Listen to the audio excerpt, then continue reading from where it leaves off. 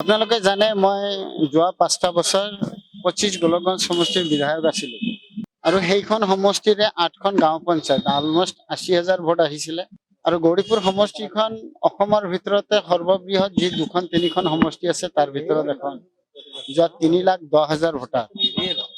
মই 2 বছৰ আগৰ পৰাই মই কাম কৰি আছিলো ফিল্ডত, মানুহৰ লগত আছিলো, আমাৰ দলীয় সংগঠনৰ লগত মই জড়িত আছিলো আৰু সকলোকে লৈ কেনেকে আমি আগবাঢ়ি যাম। আৰু আপোনালোকে জানে এই গৌৰীপুৰ সমষ্টিখন 30 বছৰে কংগ্ৰেছৰ বিধায়ক নাই, 30 বছৰ পিছত আমি এইটো পুনৰুদ্ধাৰ কৰিলো আৰু এইখন সমষ্টিতে বিলাসীপাৰা পশ্চিম সমষ্টিত 10খন গাঁও পঞ্চায়ত সোমাইছে, তাতো 42 বছৰ ধৰি বিধায়ক নাছিলে।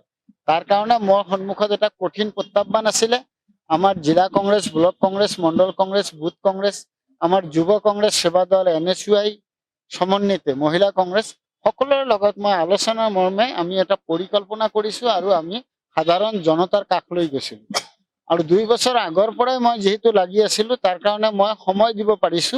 মই প্ৰতিটো ৰেভিনিউ ভিলেজতে মই টাচ কৰিছো আৰু প্ৰতিখন ৰেভিনিউ ভিলেজতে মই কমচে কম মিটিং এখন পতাৰ মোৰ সময় হৈছিলে।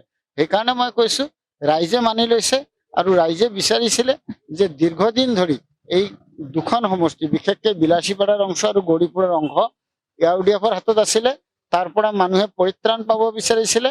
সেইকাৰণে সকলোৱে কংগ্ৰেছৰ প্ৰতি আকৃষ্ট হৈছিলে আৰু আমাৰ সভাপতি গৌৰৱ গগৈৰ প্ৰতি আকৃষ্ট হৈছিলে আৰু মই বিধায়ক হিচাপে তাততো মই লাগিয়ে আছিলো।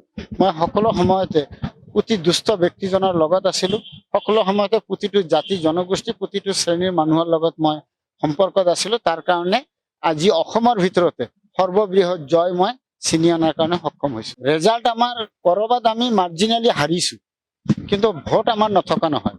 কৰবাত আমি 700 ভোটত হাৰিছো, কৰবাত হয়তো বা 2,000, কৰবাত 1,500, কৰবাত 5,000। আপোনালোকে চাওক বিলো 10,000 আমি কিমান সমষ্টিত হাৰিছো। এইবিলাক যদি আমি কনভাৰ্ট হলহেঁতেন জিকাত, তেনেহলে আমাৰ ৰেজাল্ট এনেকুৱা বেয়া দেখা নগলহেঁতেন। মই কৈছো ইয়াত বহুতো কেইটা কাৰক আছে, তাৰ ভিতৰত EVM এটা কাৰক হয়। মই কৈছো লগতে আমাৰ এইখন চৰকাৰে মানে চৰকাৰী আঁচনিৰ জৰিয়তে মানুহৰ মন মুহিব বিচাৰিছিলে, তাৰ কাৰণে বহুতো কিবা কিবি লৈছিলে যিখিনি চৰকাৰী পইচা। আৰু এইখিনি চৰকাৰী পইচা দিয়াৰ পিছত যোৱা দিনত যেতিয়া আমাৰ তৰুণ গগৈ ডাঙৰীয়াৰ যেতিয়া আমাৰ গভৰ্ণমেণ্ট আছিলে তেতিয়া চৰকাৰী আঁচনিৰ পাব্লিচিটি কৰা হোৱা নাছিলে, চৰকাৰী আঁচনি দিয়াৰ নামত ভোট বিচৰা হোৱা নাছিলে। কিন্তু এইবেলি বিজেপিয়ে চৰকাৰী আঁচনি আমাৰ ৰাইজৰ টেক্সৰ পইচা সেইখিনি দি ইহঁতে বিজেপিৰ নামত ভোট বিচাৰিলে আৰু মানুহক বেয়াভাৱে পলাৰাইজেশ্যন কৰাত সক্ষম হয়। মই এটা কথা কৈছো, ৰেজাল্ট আমাৰ যথেষ্ট ভাল হলহেঁতেন। বহুত কেইটা কাৰকৰ কাৰণে এনেকুৱা হৈছে। নিশ্চিতভাৱে আমি ইয়াৰ পুনৰ বিবেচনা কৰিম আৰু আমি পোষ্টমৰ্টেম কৰিম, কৰাৰ পিছত আমি ৰাইজৰ মাজলৈ যাম। আমি এনেকুৱা নহয় যে আমি নামনিত আছো মানে নামনিত আছো আপাৰত নাই, এনেকুৱা নহয়। আপোনালোকে যদি চাই প্ৰতিটো সমষ্টিতে আমাৰ এটা চাইজেবল ভোট আছে, আমি অলপ মাৰ্জিনেল ভোটতে হাৰিছো। আমাৰ সভাপতিয়ে আমাৰ বিধায়কসকলক আৰু প্ৰাক্তন বিধায়কসকলক সকলোকে মাতিছিলে আৰু আমি কেনেকে বিধানসভাত পাৰফৰ্ম কৰিম তাৰ কাৰণে আমাক টিপছ দিছিলে। আপোনালোকে জানে গৌৰৱ গগৈ মহোদয় লোকসভাৰ মজিয়াত কিমান চৰ্চিত হয়। সেইকাৰণে মই কৈছো আমাক সেইখিনি এটা নীতি শিক্ষা আমাক দিয়া হৈছে, ঠিক আমি কেনেকে অহা দিনত আগুৱাই যাম তাৰ কাৰণে।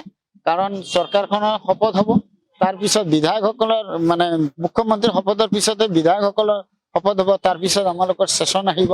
এইবিলাক লৈ আৰু আমি দলটোক ঠিক কেনেকে আগুৱাই লৈ যাম তাৰ কাৰণে আমাৰ আলোচনা হৈছিলে আৰু গোটেইখিনি আলোচনা মই আপোনালোকৰ সংবাদ মাধ্যমৰ সন্মুখত মানে বিৱৰি কোৱাটো ঠিক নহ'ব। যিকোনো খবৰৰ বাবে যোগাযোগ কৰক আমাৰ এই নম্বৰত 9181 307 2221।